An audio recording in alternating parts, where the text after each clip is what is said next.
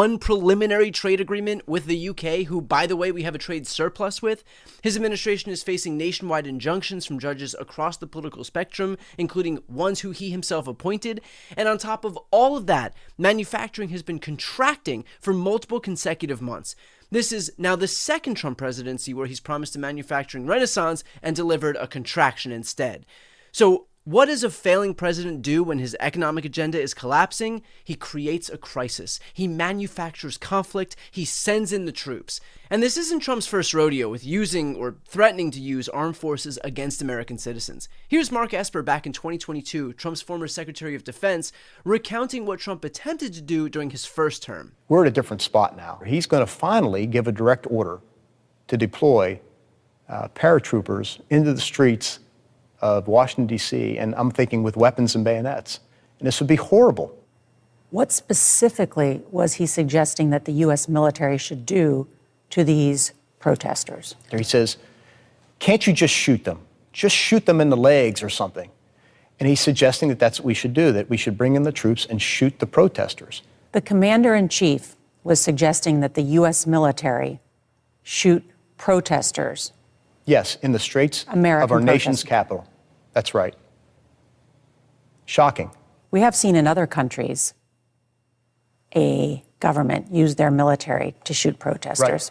What kind of governments are those? Well, those are banana republics, right, or authoritarian regimes. And while Trump didn't invoke the Insurrection Act during his first term, while campaigning for his second term, he suggested that that would change. He told an audience in Iowa back in 2023 that he was prevented from using the military to suppress violence in cities and states during his first term, and said that if the issue came up again in his second term, quote, "I'm not waiting."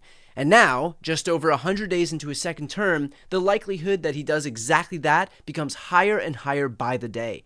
I asked Governor Newsom whether there was a concern about this issue in particular of him invoking the Insurrection Act. Here's what he had to say. Do you have a concern that he will ramp up his threats from just federalizing the National Guard to invoking the Insurrection Act? Yes. if this isn't dealt with? Of course. I mean, what more evidence do we need of the authoritarian tendencies? It's not even tendencies now, actions of this president. This is complete lawlessness. Threatening impeachment of judges that disagree with him, going after knowledge broadly, the cultural purge, institutions of higher learning. It's the conveyor belt for talent. It's the reason this country is so is successful as it is. He's coming after books and knowledge. He's rewriting history, censoring historical facts. I mean, heck, it's so weak, he can't even allow the kids at West Point to read books from, Toni Morrison. Yeah. He's I mean, it's a serious, serious moment in America, and we've got to assert ourselves, and we are asserting ourselves, and we're just not going to stand for this. I posed the same question to Los Angeles Mayor Karen Bass. Here's what she had to say. Well, do you have any concern that the end game might be the invocation of the Insurrection Act, for example? I'm concerned about everything. And I think the biggest concern that we have is the uncertainty, not knowing what is next, not knowing what the goals are, not knowing what the trajectory is. Where are we going with this? And so the writing is on the wall here. Everyone can see it. The governor, the mayor, the citizens. Donald Trump is expressly trying to inflame tensions by mobilizing our military against us because he wants things to get worse, not better, so that he can use that as a pretense to be able to invoke the Insurrection Act and consolidate even more power in the executive branch for himself.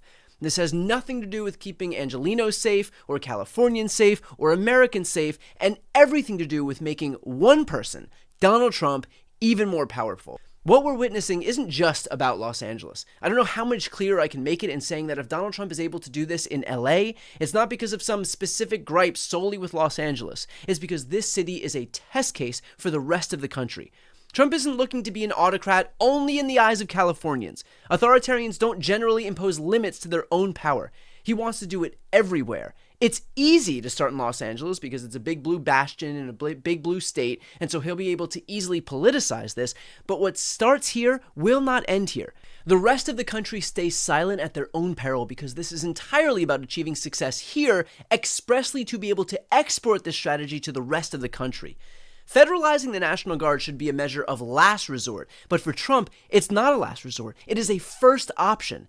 It's a way to change the subject from his failing economic agenda. It's a way to create the kind of confrontational imagery that feeds his base while horrifying normal Americans. It's a way to test how far he can push presidential authority before someone steps in to stop him. What we are watching in Los Angeles isn't about immigration enforcement or public safety. This is about a failing president who needs chaos to distract from his failures. It's about a man who has learned that he can abuse federal authority with impunity so long as he does it quickly and wraps it in law and order rhetoric. And frankly, the escalation in Los Angeles is working exactly as Trump has intended. Instead of talking about his economic failures, his tariff disasters, his complete inability to deliver on any of his promises, we now have to talk about troops in the streets. And just to take you behind the curtain for a moment, this is especially difficult for me to reconcile because I'm aware of what he's doing. I'm aware that this is a distraction. But the distraction is also so dangerous that I'm not able to ignore it, nor do I think that we should ignore it. So it's a difficult process because I both know that he wants us to fall for it, and it would be irresponsible not to. But what Trump isn't taking into account is that Americans can see through all of this. Even as we talk about this worsening crisis in Los Angeles, Americans can see that he is manufacturing this crisis expressly to distract us from his incompetence.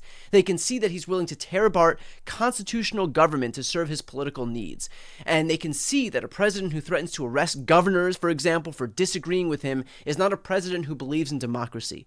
The chaos in LA isn't a bug in Trump's system, it's a feature.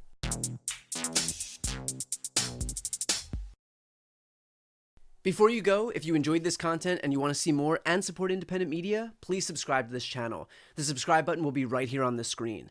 But second, the reality is that we are now in a political environment where this administration can lean on any of the social media platforms to suppress certain voices if they don't like critical coverage. That means my longevity here is in the hands of a few tech billionaires who are already making it clear that they are willing to cater to this administration. To that end, signing up for my newsletter is a way for me to reach you directly if that ever becomes necessary. I'll put the link right here on the screen as well, so please sign up. It's free, but there's also an option to do a paid subscription if you'd like to support me and my team. I really appreciate it. Thanks so much for watching.